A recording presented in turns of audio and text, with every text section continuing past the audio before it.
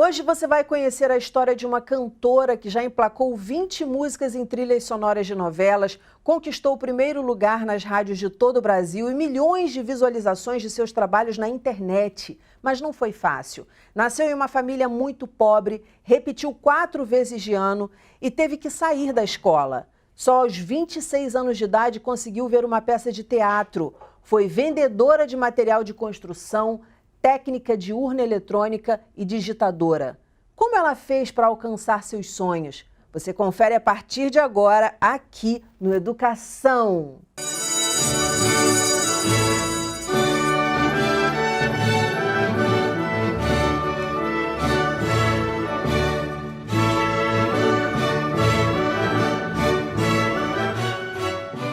Eu vou conversar com a cantora que já foi indicada ao Grammy Latino na categoria Melhor Álbum de MPB, compositora e produtora Roberta Campos. Roberta, muito bem-vinda ao programa, um prazer receber você aqui.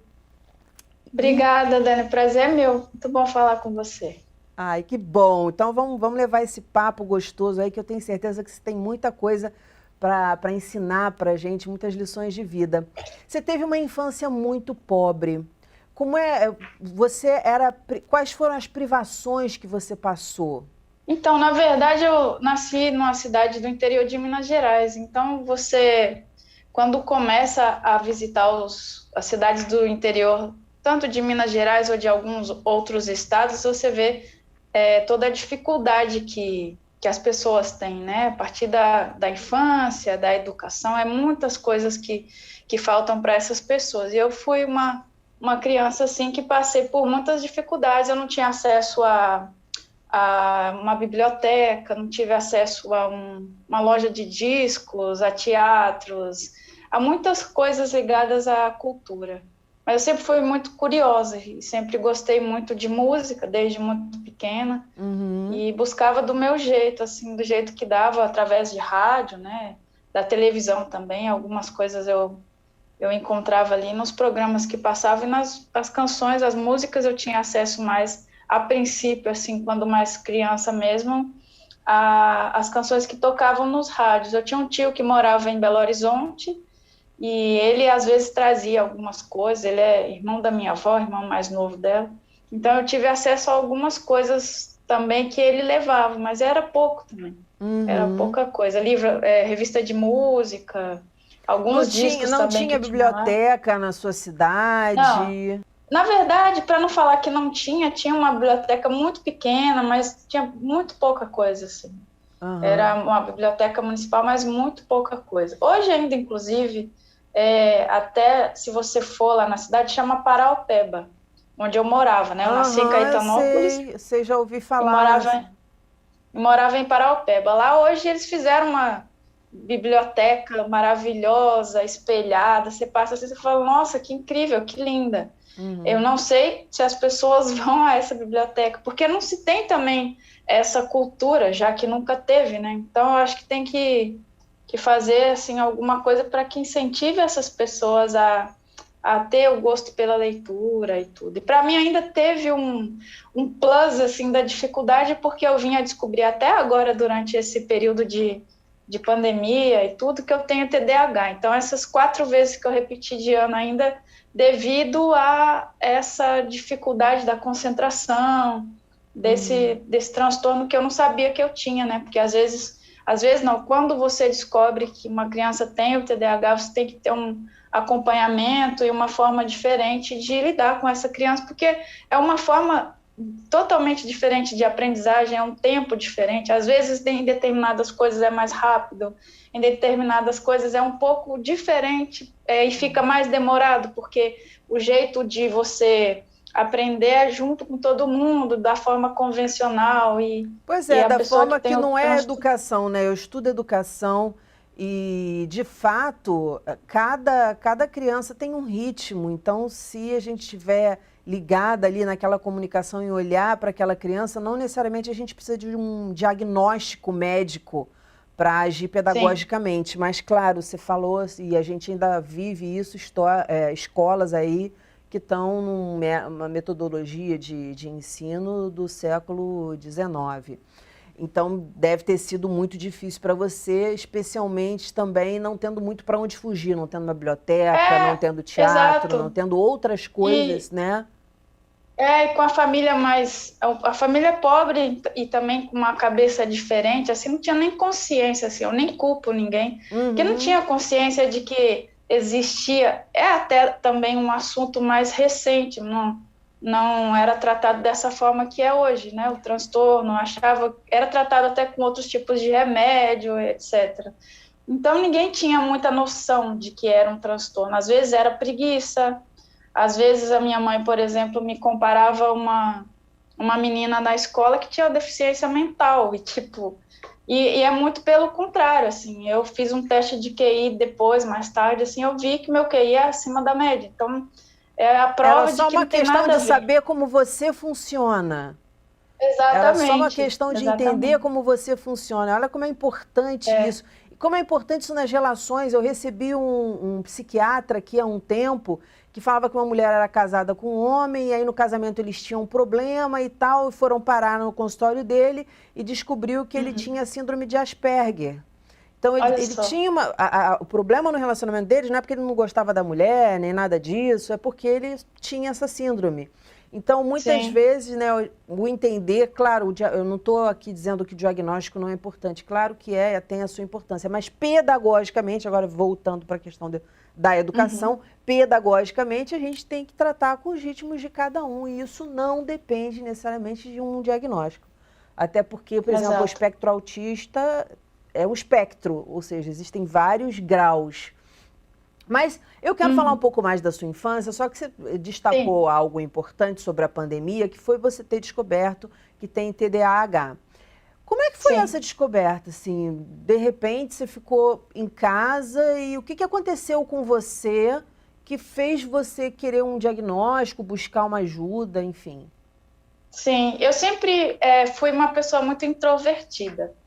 Eu sempre pensei muito, olha, coisa do TDAH também, mas sempre fui muito voltada assim para mim, sabe? Tudo sempre veio de dentro para fora, de pensar, de me entender, de querer saber por quê, tudo por quê, mas por que isso? Por que aquilo? Por que eu penso assim? Por que eu faço assim?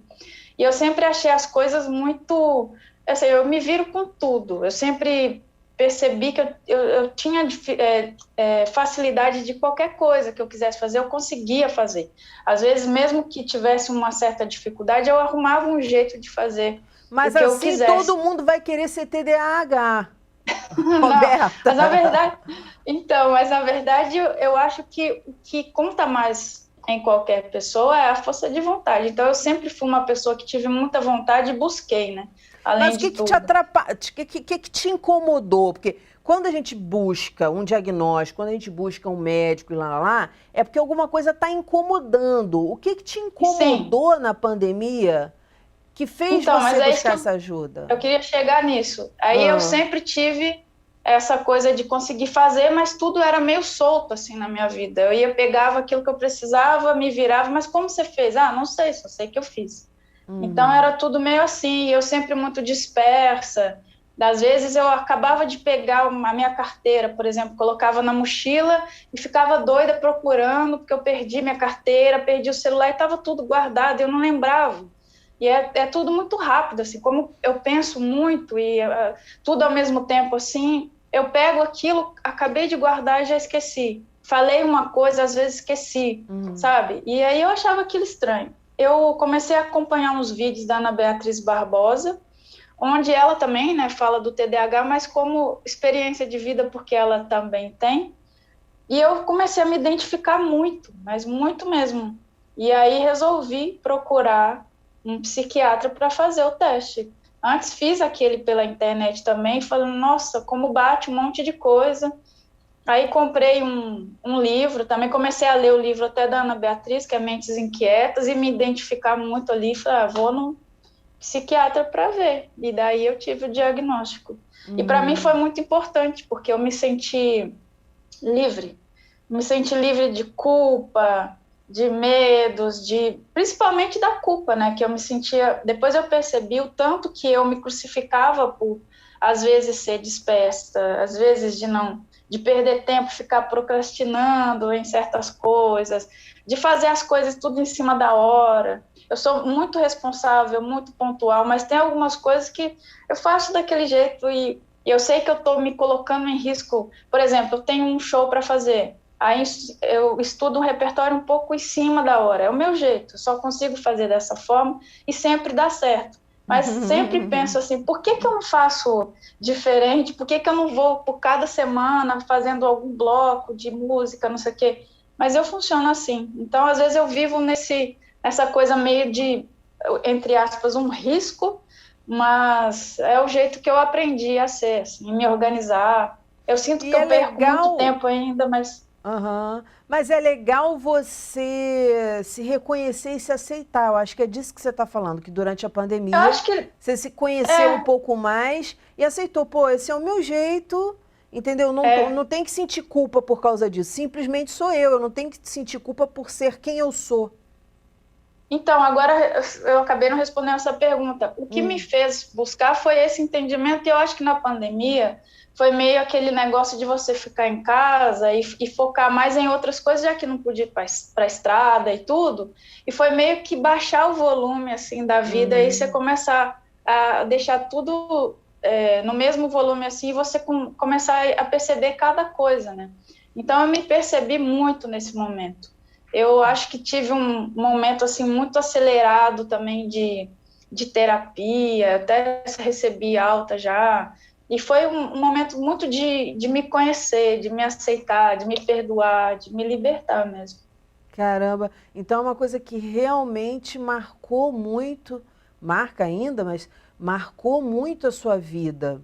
Você teve muitos problemas por conta disso, além da escola? E como é que você fazia para superar essas coisas assim de esquecer e pô, de repente esquecer uma data importante, não sei, um compromisso importante? Como é que foi para você? Então, eu fui aprendendo a anotar as coisas, né? Agora, hoje mais, porque tem a tecnologia, a agenda eletrônica, aí você bota tudo e vive sendo avisada das coisas, né? Mas eu já esqueci de entrevista de rádio, tive que sair correndo para entrevista, que a pessoa, o carro está aqui para te buscar. Eu falei, mas não é amanhã, não, é hoje. Aí acordar em cima da hora, esqueci de pôr o relógio para despertar, tô quase perdendo o voo e sair correndo, sabe? Mas eu Uhum. sempre fui muito disciplinada. E aí até na criação mesmo da minha família eu aprendi a ter muito, muito compromisso, assim, ter palavra, compromisso, chegar na hora. Então eu sou extremamente pontual. Às vezes me confundo, me perco um pouco me arrumando para sair, mas eu aprendi a fazer tudo muito antes, sabe? Então eu começo a Uhum. me arrumar muito antes para deixar tudo pronto. Às vezes fico esperando para dar hora para sair. Já cheguei muitas vezes nos lugares meia hora antes para não Como é perder a hora. importante a Então, gente se conhecer. Você falou aí da sua infância, dos valores que você traz, e esses valores, pelo que você está me contando, ajudaram muito a você lidar com essa questão do TDAH.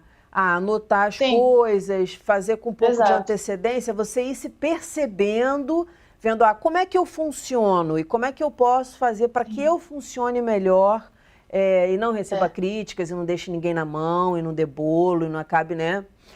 Qual foi a figura da sua infância que te inspirou nesses valores? Que te falou? Eu queria que você falasse aí uma frase, por exemplo, que você ouviu na sua infância, que você traz até hoje, que te ajuda. É tão legal quando a gente escuta, porque é sempre uma inspiração.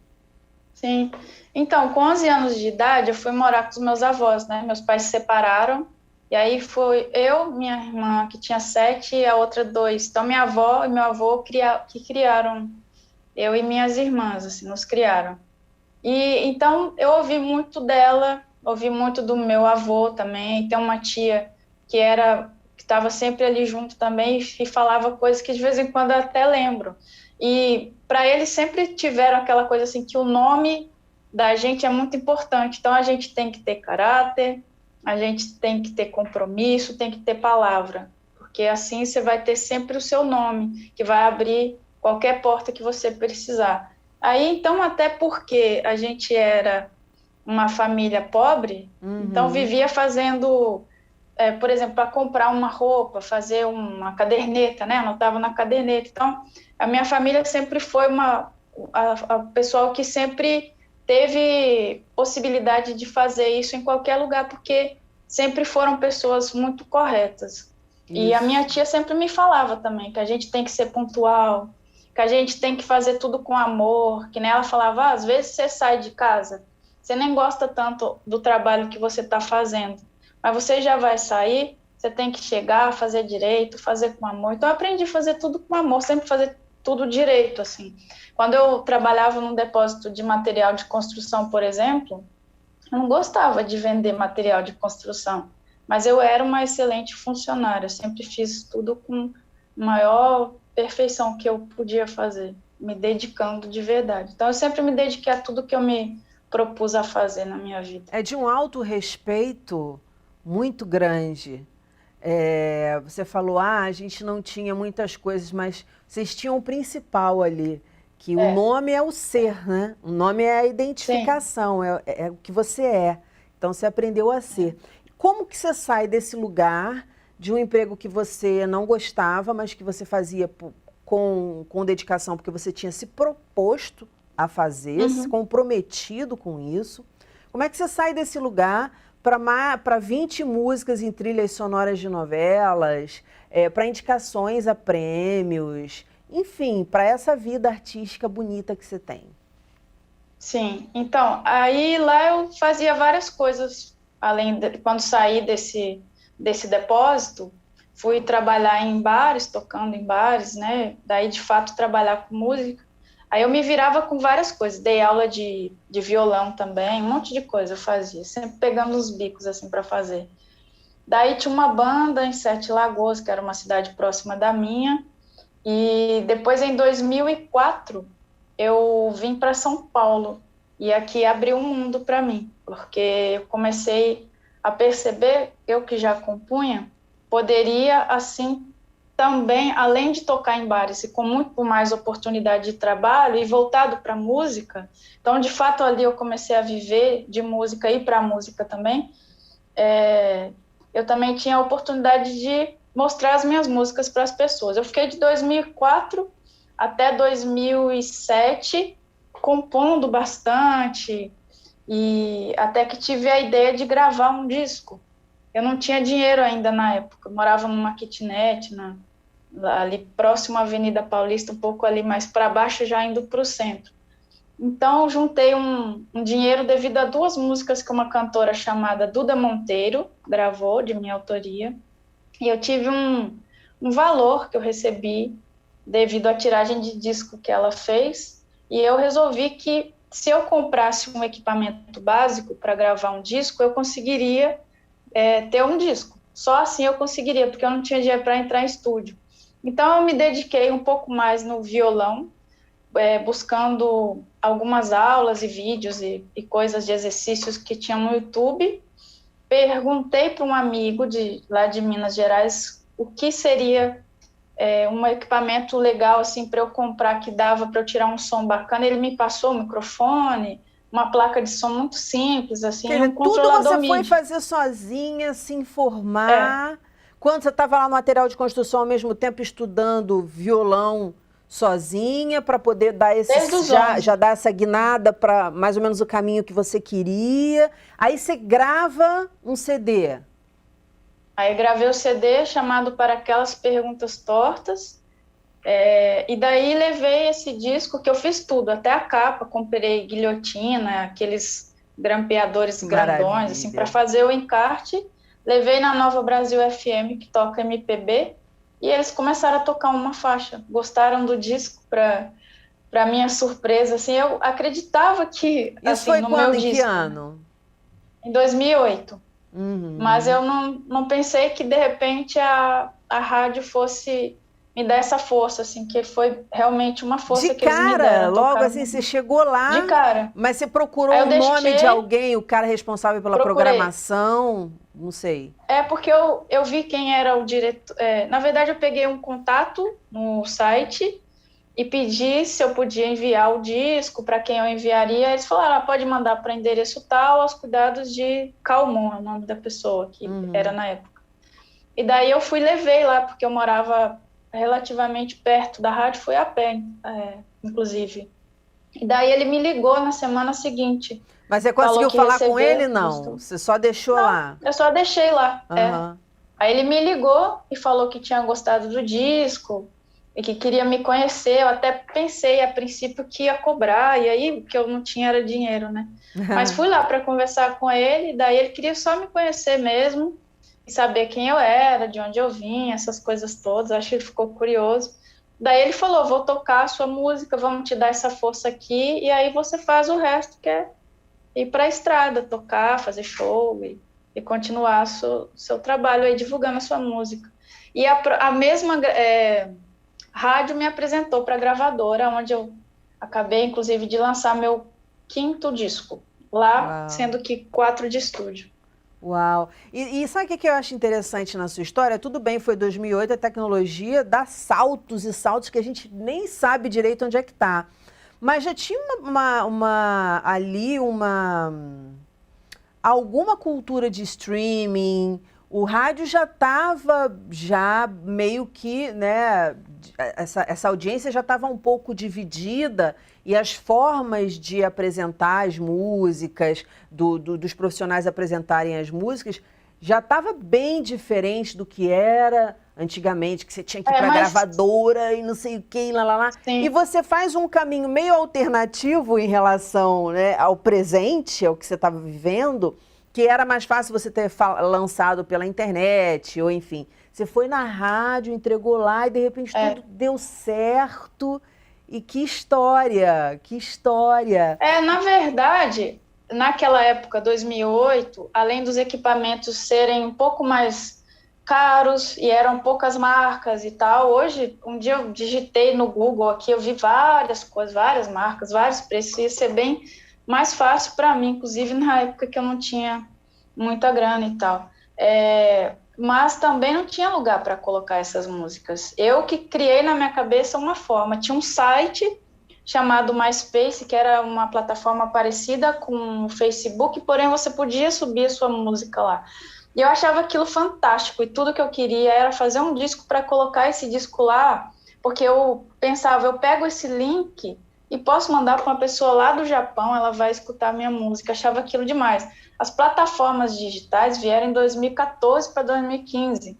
Então, a forma que eu encontrei de fazer era colocar nesse site, e tinha um monte de blog, que era uma coisa até de pirataria, mas eu queria que as pessoas colocassem o meu disco nesses blogs para disponibilizar, inclusive, para que todo mundo que quisesse pudesse baixar. Mas você fez isso ao mesmo tempo que você foi procurar o cara da rádio, quer dizer, você atirou de lá, de cá e atirou de lá. Agora, na verdade, da rádio, foi uma ideia que veio até depois, assim, eu fiz o disco para colocar na internet mesmo.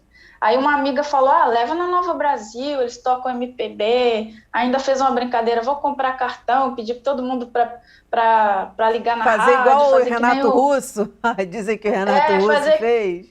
E aí eu lembrava, ela até comentou do pai do Zezé e do Luciano, né? Que ele comprava um monte de ficha, aí pedia os caras do trabalho para Tô vendo que essa prática é comum.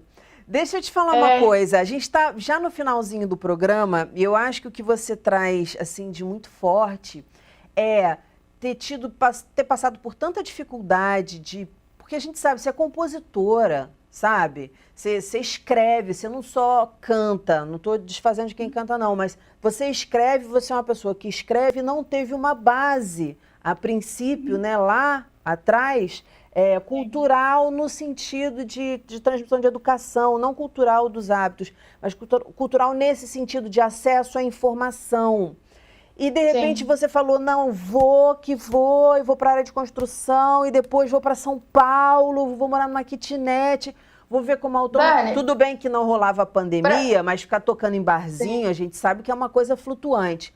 O que eu queria saber é o seguinte, cara, o que te move, o que você aprendeu, o que te moveu a ser tão, sabe, guerreira mesmo, caruda, de chegar lá, vou fazer e etc e tal. Era essa inspiração que eu queria que você deixasse no final. E se você quiser falar mais alguma coisa, também tá livre. Então, eu queria muito ter feito, assim, desde quando eu era mais nova, queria escrever um livro de poesias. Eu lancei um livro, inclusive.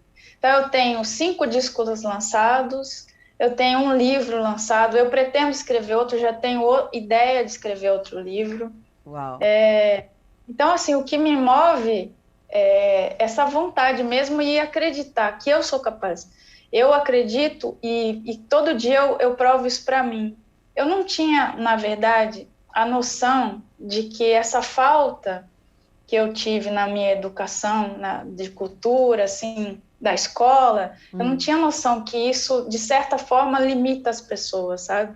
E eu acho que em um determinado momento da minha vida, até chegar, quando eu percebi isso, foi importante até, porque eu nunca pensei muito, só fiz. Então, eu continuo assim. Então, tudo que eu me proponho a fazer, eu não vejo um porquê de eu não poder fazer. Ah, mas você não estudou, eu não estudei nada. Primeira vez que eu estudo na minha vida, eu comecei agora, que tem um ano de aula de espanhol. Então, eu não fiz curso de violão, o canto, eu vinha fazer canto quando já era adulta também. Então, eu fui aprendendo tudo sozinha. Então, eu acho que é isso, a vontade e essa determinação vem desse amor que eu tenho por viver. Eu amo viver. E eu amo sentir que eu posso, e eu provo para mim. Depois de eu descobrir até o TDAH, eu fui a cada momento da minha vida me abraçar e falar obrigada pela coragem, por nunca desistir. Roberta, uma inspiração. Quanta coisa que a gente aprendeu hoje ouvindo você. Nossa, é uma história de talento, de coragem. Achei lindo quando você falou, adoro viver, porque eu adoro dizer eu posso, eu consigo, é isso aí. Muito obrigada por ter compartilhado a sua história com a gente. Volte sempre, volte para contar mais projetos. E segura aí um pouquinho que eu vou me despedir do pessoal e já volto. O nosso programa fica por aqui. Na segunda-feira que vem tem muito mais às 9 horas da noite. Educação, se você não se envolver, não cola. Saúde, saúde e até lá!